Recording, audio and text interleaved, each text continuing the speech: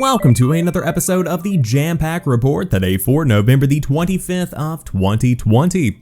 Of course, this is a daily gaming news podcast meant to bring you the hottest news you need to know from around the industry. Hosted on YouTube and podcast services around the world 5 days a week, it is your one-stop shop for everything you need to know. So if you enjoy the show and you like what you see, hit that subscribe button and keep coming back for more. But for those that never got the chance to dive into Red Dead Online, but that don't want to pay the full price of Red Dead Redemption 2, I've got some fantastic news. Red Dead Online is going to be released as its own game in December. Rockstar Games will make Red Dead Redemption 2's multiplayer component, Red Dead Online, available as a standalone game come December the 1st, the company announced on Tuesday. Red Dead Online will launch for $5, a 75% discount available until February 15th on PS4, Windows PC, via the Epic Games Store, Rockstar Games Launcher, and Steam, and on the Xbox One. The console versions will be playable on PlayStation 5 and Xbox Series X via backward compatibility. Red Dead Online will require up to 123 gigabytes of storage, according to Rockstar. Players will have the option to purchase Red Dead Redemption 2's story mode separately, an upgrade that will also unlock all existing gameplay upgrades and content, including the Bounty Hunters expansion that is launching next week. In Red Dead Online, players create and control a character in the Wild West world of Red Dead Redemption 2. Each lobby typically hosts around 30 or so players that roam around the world and play out a whole bunch of different scenarios. Though it is not as popular as Grand Theft Auto V's GTA Online, it definitely has sold consistent player base. Alongside the announcement of the standalone game, Rockstar also announced new details on Red Dead Online's upcoming Bounty Hunter role expansion. This update will be available starting next week, according to Rockstar. Quote, bounty hunters across Red Dead Online will have an influx of fugitives to deal with as the bounty hunter role is enhanced with new criminals to track down and prestigious level equipment and skills to unlock across 10 more bounty hunter ranks. Rockstar said in a news release. There will also be a new legendary bounty, or I should say legendary bounties, and a 100 rank outlaw pass.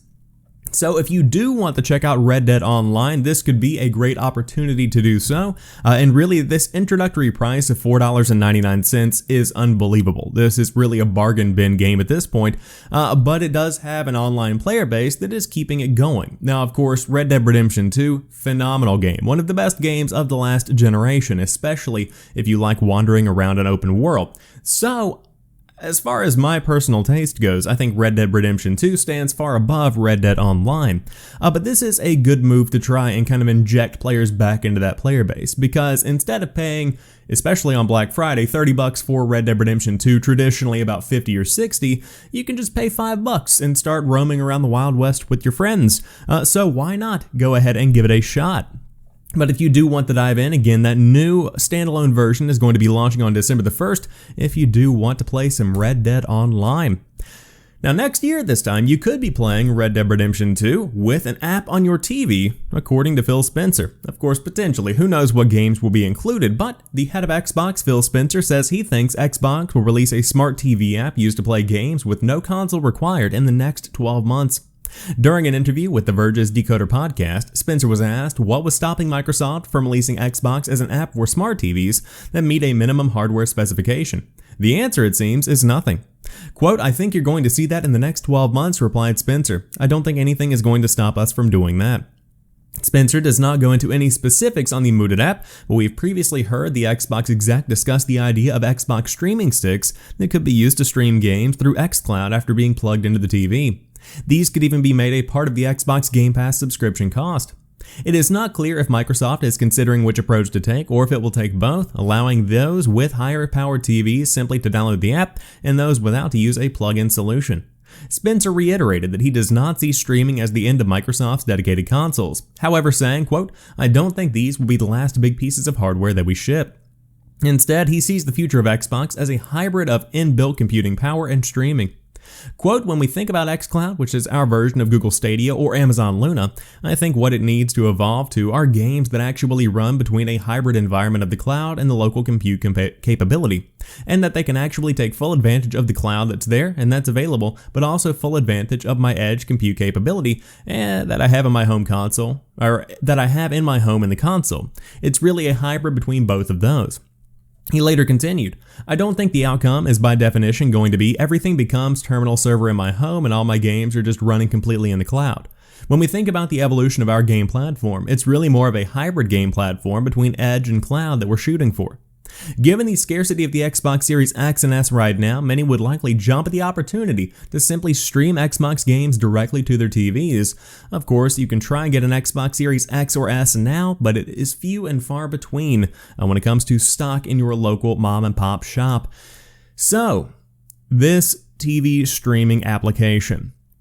I agree with Phil Spencer here in saying that this is not the sole future of the Xbox brand, but it is a fantastic feature because while there is a giant group of people like myself that love having a console, there's also a giant group of people that don't want a console and that just want to play games. And so the importance here is to cater to both of these groups. Now on top of that, I consider myself to be part of the overlap where I do enjoy Android streaming, I do enjoy having a console, I do enjoy playing on PC, and so for Xbox Game Pass Ultimate, if I wanted to buy a streaming stick that I plug into my friend's TV whenever I go over to visit or hang out, that's a lot easier than bringing an Xbox over.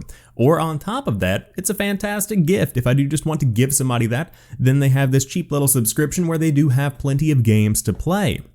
Now, the importance here is the fact that Game Pass and Game Pass Ultimate and xCloud all have a very robust game library. So you aren't just restricted to lower end games or games that are just only able to run on a specific piece of hardware. Through the power of cloud computing, you're able to do a lot. You can play pretty much anything, anywhere, on any device, as long as you have a solid internet connection.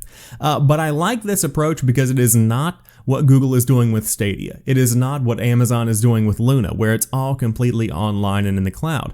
I do understand that's the cheaper option from the corporate point of view and potentially from the consumer point of view, but it feels like more of a side item rather than the main course, so to speak. But I'm looking forward to seeing what happens with this. Personally, I think they should absolutely release both versions of this, and I don't see why they wouldn't. To be able to have an application for TVs that can use apps kind of cuts out the middleman. You don't have to produce as many sticks. That makes things a lot easier. But for those that might be running an older 1080p television, a very, very old 4K television, potentially just a computer monitor, that's a fantastic option as well. And I would absolutely pick up one of these streaming sticks to take to work with me. That would be very sensible, and I would love to see what they do with that. But looking forward to seeing where we are a year from now. Again, that is not putting a time frame on anything specific, but it is giving you a general idea of how long it could take to get that to market. Now, outside of the Xbox ecosystem, Hyrule Warriors Age of Calamity on Switch is breaking sales records. Released last week on Friday, November 20th, Hyrule Warriors Age of Calamity has already sold 3 million copies. Koei Tecmo called it a record for the series. It is now the best-selling game in the Warriors franchise, which includes the likes of Hyrule Warriors and Fire Emblem Warriors. A spin-off of The Legend of Zelda Breath of the Wild, the game focuses on the catastrophe depicted in the past. The focus is on a battle that took place 100 years before the events of Breath of the Wild.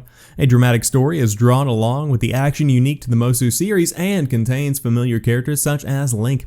If you are contemplating picking the game up, be sure and give our review of the title a read. Alex calls it, quote, a fun, interesting, and exciting new adventure that fans will surely enjoy over at VG 24/7. This is no surprise because the Switch is more popular than ever, but I was checking out the game a bit, my coworker was playing some of it, and it looks like a solid game. In comparison to the newest generation of consoles, of course, aesthetically it does not come anywhere close, but it still has the Nintendo charm. That's why the Switch still sells incredibly well, because Nintendo brings something very specific and unique to the table, and that is worth applauding.